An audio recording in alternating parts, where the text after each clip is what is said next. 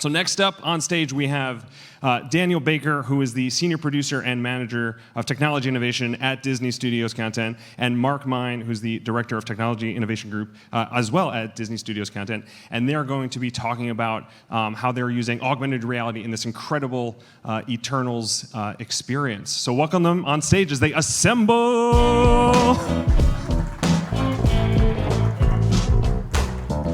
All right. Morning, everybody. We are very excited to be here today to tell you about Eternals AR Story Experience, our new app that we've created to help introduce you to the world of the Eternals. And so I'm going to turn it over to my colleague Daniel here, and we'll get going. Thank you. Awesome. Hey, everyone. I'm Daniel Baker. I'm a Senior Producer and Manager of Technology Innovation for Disney Studios Content. Been with Disney for over 11 years. Focusing on leading interactive experiences, first at parks and now at studios. And then we have been cooking up this Eternals AR story experience for the past 2 years, and very excited to show you all a little sneak peek of it today. We're gonna start with a trailer. Let's check it out. I'm about to share with you a secret. Not just any secret. The secret of the Eternals. I'm Sprite. The story of humanity is not as you know it. We were sent to guide you. We have always been here.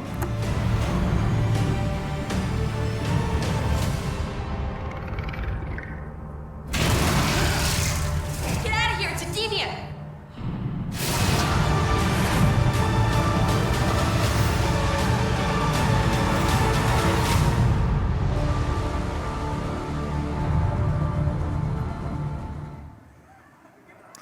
So, the Eternals, we are so excited to bring audiences the world of the Eternals in never-before-seen experiences. This is really a whole new phase of storytelling for Marvel Studios. This is phase 4. It's introducing a whole new cast of characters that, unless you are familiar with the comics, you may not be familiar with. So a lot of the impetus for this project was really about starting to introduce these newer characters to audiences, to get them familiar with the 10 new Eternals, what their powers are, what their backstory are, before seeing the film in theaters. This is really an experience that is meant to be almost like a pre-show of going to the movies. Starting your film experience at home, situating yourself in the world of the film, and starting to get familiar with these characters only kind of benefits and makes the cinema experience so much richer. It really provides fans an opportunity to interact with and be an extension of the film. It's something that we're calling cinematic AR, using cinema quality graphics in mobile AR. And we are really thankful for the strong partnership that we were able to forge on this project with the filmmaking team itself.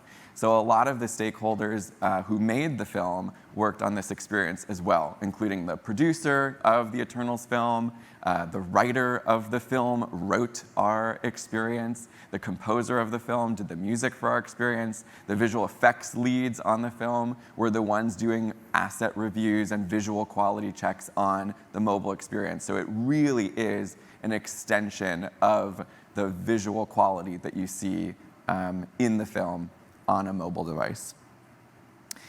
And one of the ways that we extended the world of the film was by using one of the characters from the film as our main character in the AR experience. This is Sprite. She is one of the 10 Eternals, and she has the power of storytelling and illusions, which makes for a really great AR host. Because she's able to craft illusions, she can craft illusions in your space and introduce you to her friends, the other 9 Eternals. This really gives fans just one more way to interact with the characters from Disney, from Marvel. Disney and Marvel have a great pipeline for this already, whether it's seeing the characters on film and then going to the theme parks and meeting the characters in person, to merchandise and consumer products. We think that AR is just the next level of bringing these character experiences to life. here to tell a little bit about the logistics. I'm going to pass it back to Mark. All right, thank you, Daniel.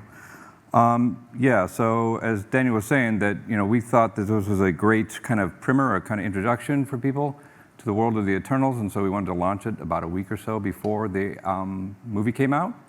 And so we're coming up on our 2-week anniversary, and we've been very pleased with the response. People have really been enjoying the app and have been, there's been lots of kind of social media posts and sharing about it. It is available. It's very broadly available. It's available in North America through Disney Movie Insider, but then globally it's available in 13 languages and been released in over 170 countries. And it is a free iOS exclusive. It's compatible with sort of the latest and greatest iPhones and iPads. And here to walk you through the, we also think it's a great experience now because once you've seen the movie, as Dan said, there's lots of connections and Easter eggs that you can kind of rediscover when you go through the app again. And so we think it's a very kind of good dual purpose sort of experience. So to walk you through the experience, Daniel's going to come up now. So let's take a look at the experience itself. What I'm about to show is some snippets of the full 10-minute experience. So like Mark said, the experience is really an interactive one on your mobile phone or your iPad. And so we encourage everyone to check it out, of course. Watching it on screens doesn't do it justice because it's meant to be interacted with, but we'll give it a shot. So the experience starts in your own space. As Sprite, who I mentioned, is again the storyteller and illusionist of the Eternals, arrives to tell us a secret. The secret of the Eternals and what they've been up to on Earth for the past 7,000 years. The story of humanity is not as you know it. And I don't know, because that's what I do. Tell stories, cast illusions. You know, Homer, Scheherazade, Shakespeare, they all learn from me. You call them great storytellers, I call them copycats.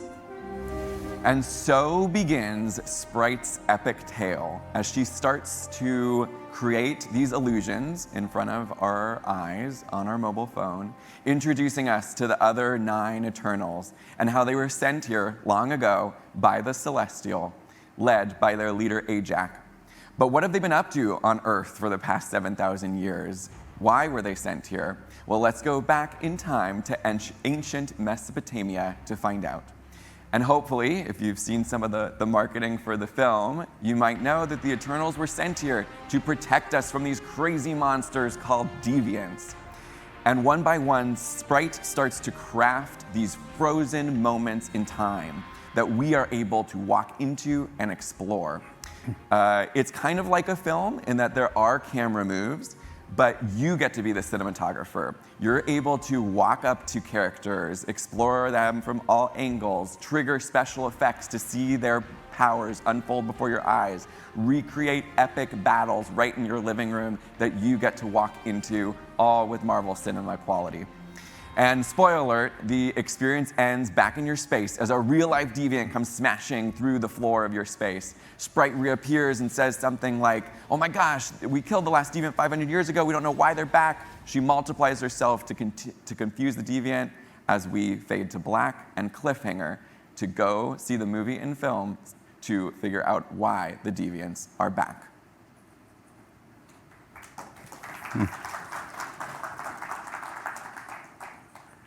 So, as Sprite is to storytelling, the Eternals' name Fastos is to technology, and so I actually dedicate this next section to Fastos, because now I'm going to tell you a little bit about some of the technology behind Eternals AR. And if you were to sum up our motivations behind our efforts with one word, that word would be authenticity. The primary goal underlying all of our efforts was to make a world that was authentic and have our experience look and feel of an authentic Marvel cinematic experience, and as looking as good as the film as possible. And so we wanted to make sure our characters, the costumes, the creatures, the effects all match the look and feel of the film as much as possible. And so, as Daniel said, we worked very closely with the filmmakers, and used their guidance and support in developing of this application. So one of the things that we did was volumetric capture. So to create the opening and closing scenes with Sprite, the narrator and the host of our experience, we filmed Leah McHugh, the actress who plays Sprite, using a technique called volume capture, or vol cap. And so to do this, we see Leah standing on this green screen stage, and we are surrounded by about over 100 high-quality computer vision cameras. And so we shot Leah simultaneously with these 100 cameras, from her left side, right side, front, back, all around, so that allowed us to then process that information into a effective 3D representation that we can then bring into AR and have stand right in front of you, so that you can really be the cinematographer and move the camera around and explore her and the scene as much as possible. And then the great thing about this being recorded versus an animated sequence is that it really allowed us to capture all the subtle details of her performance. And so it really feels like Leah is standing there in front of you, or Sprite is standing there in front of you as you're watching it. It captures all the micro expressions and the dynamic behavior of the cloth. Of course, it wasn't without challenges. Of course, the one character that we chose to be the host of our experience would have a green outfit, which is not exactly very compatible with a green screen film shoot, but they were able to make that work. And then the other challenge with volumetric capture is that every frame is kind of a keyframe, and so it makes it very difficult for you to go in and retroactively edit or splice together takes or anything like that. But we really think it's worth it because the fans are really reacted very positively to the notion of having a Marvel character kind of in your living room or in your space with you. And so that's a great aspect of this. Next slide, please. And then we worked very hard to kind of create this cinematic quality real-time pipeline. So we're not able to go out and film these deviants, obviously, and so we have to work with the VFX assets. And so we worked very closely with the VFX Soup and then ILM, the VFX wizards, who use the cinema assets and then repose them for our scenes that we are recreating in AR and VR. And so we wanted to be, the problem is that, a typical VFX shot could take hours to simulate and hours to render, and we've got, a 30th of a second on your typical mobile device. And so these, we developed some proprietary pipelines that take the renders and then reconstruct them using photogrammetric techniques to create a efficient three-dimensional representation, as you see here. And then we also used Apple's latest AR technologies so that we could take advantage of being able to use the camera and the LiDAR camera of the latest and greatest iPhones and use those to help you place your objects in your world around you, and then also to allow you to both kind of do inside-out tracking and sensor fusion tracking. So now I'm going to turn things back to Daniel, and he's going to talk about one more feature that we leveraged. Yeah. The one additional kind of newer piece of tech that we used on this experience was something called Apple App Clips. And app clips are essentially lightweight preview versions of an app that a user can experience without having to install one more app. We believe this was really important for this experience because, as we all know, sometimes installing an app is a barrier to entry to some users. They don't want to put one more application on their phone, and especially one that might take a little while to download because it's Marvel Cinema quality. So the app clips are triggered by app clip codes, which you see here. If you happen to have a more recent iPhone on you, you are welcome to try scanning either of these screens. The app clip codes are live and active, and they essentially trigger a 20-second preview of the experience. It's an AR preview built in an app clip. One of the scenes from our experience was recreated and kind of modified for this format, and it's meant to give audiences a quick peek into the world of the experience, get them excited about the world of the Eternals, have a moment in augmented reality. And then at the end, there's a call to action to say, if you want to continue the story of the Eternals and find out more, then you are welcome to download the full app on the App Store. So like I mentioned, these are triggered by both app clip codes, the graphic, and those have been sprinkled around various Marvel websites. We've put them on some custom posters that have been given out at various fan events across the world. We have a couple of these limited edition posters for any folks that are willing to come up and ask some questions at the end of this talk.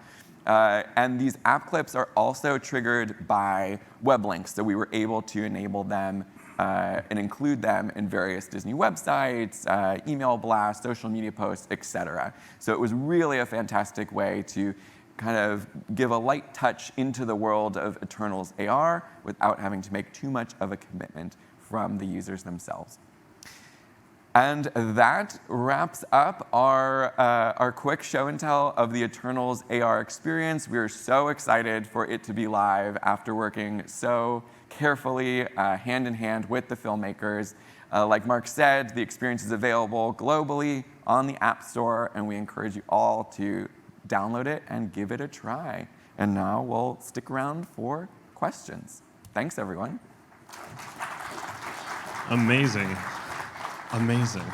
Now, I just can't wait until I can be Spider-Man in the metaverse. My last name is Steinerman, so I naturally gravitate towards being like Spider-Man in the metaverse. So I'm extremely excited for that. So it's time for Q&A. If you guys want to come up to the mics, we got mics on either side if you want to ask some questions. We're going to do it a little bit differently, so everyone who comes up and asks a question, we actually have a few of those incredible Eternals posters here for you that's got that QR code, that snap code on there.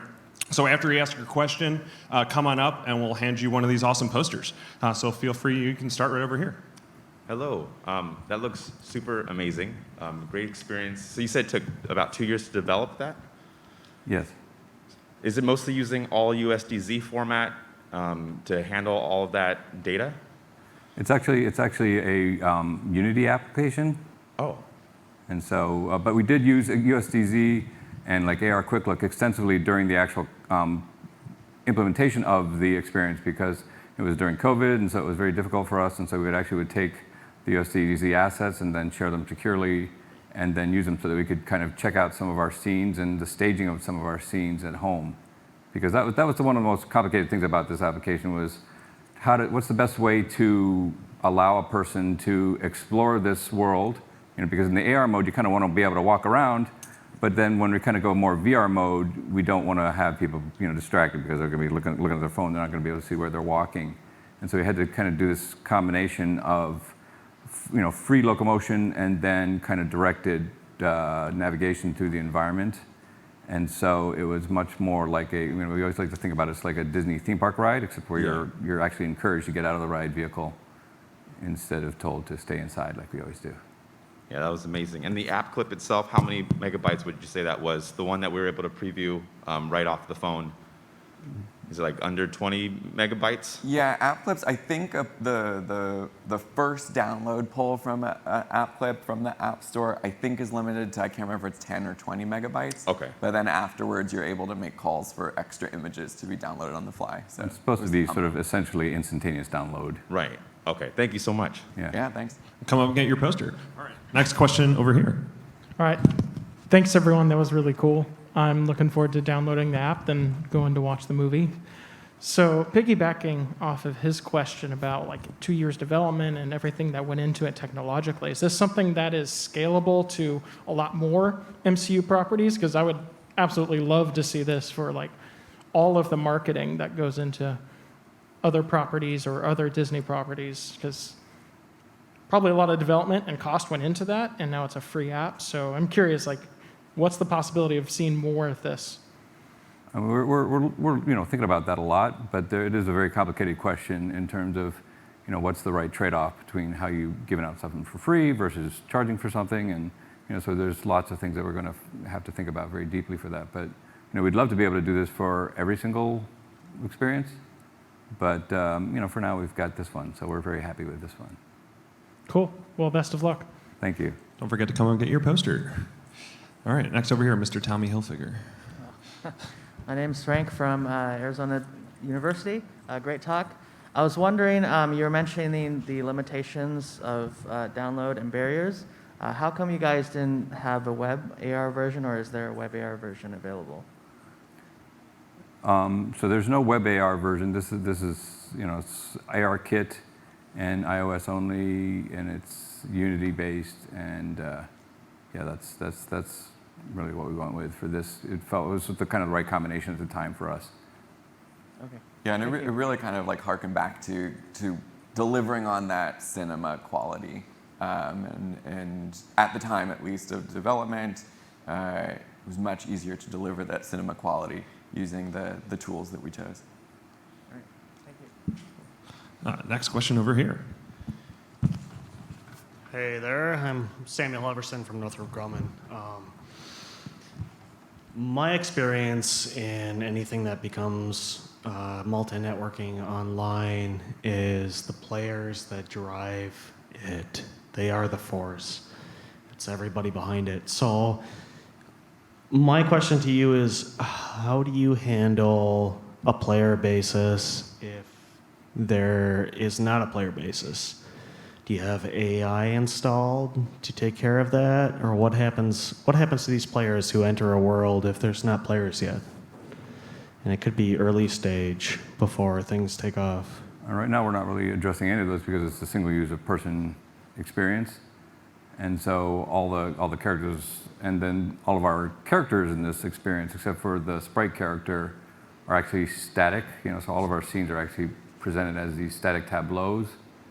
And so there is triggered responses to the user's behavior in the world, but it's not any kind of thing where we've got any kind of AI representing the user or anything like that.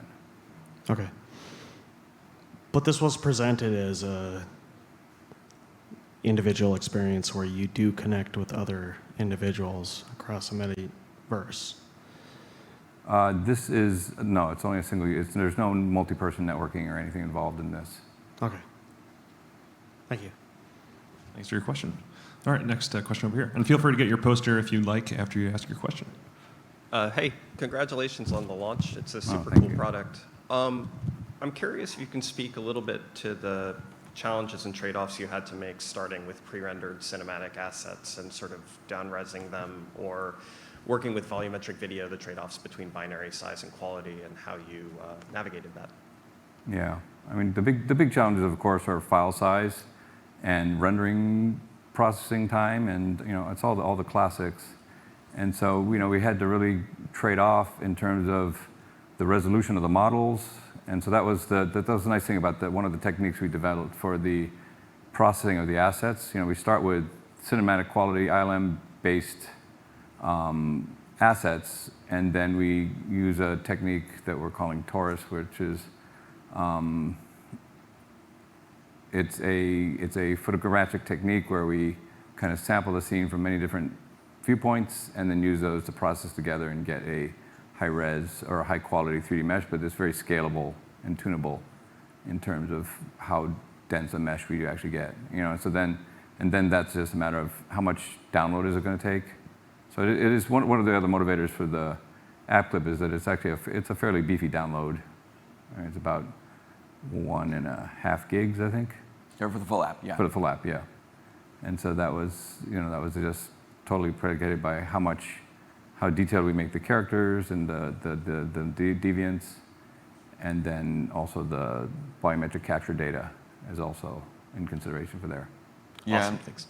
like Mark said, I think the importance, because the render quality was so high and kind of expensive, we had to be very careful about what we were rendering. So pre-visualization leading up to all of those renders and the unique kind of render pipeline that we had on this experience became super important. So pre-vising through USDZ and AR Quick Look on iPhones became a super valuable process before we were able to do the final renders. Awesome, thanks. Cool. I think we have one more time for one quick question over here. Okay, So this might be a little bit of a less technical question, but I was just wondering, is this the type of technology that's only going to be encompassed in newer movies and things like that? Or do you guys foresee taking older movies and incorporating this stuff in that as well?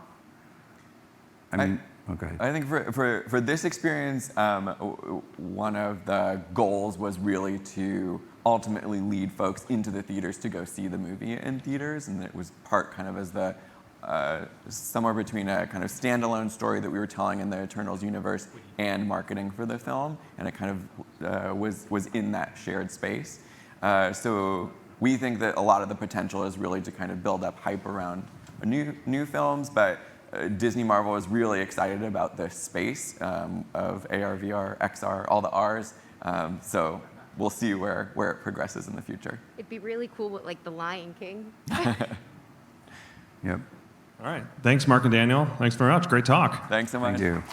All right, we'll be back in a couple of minutes with our next presentation.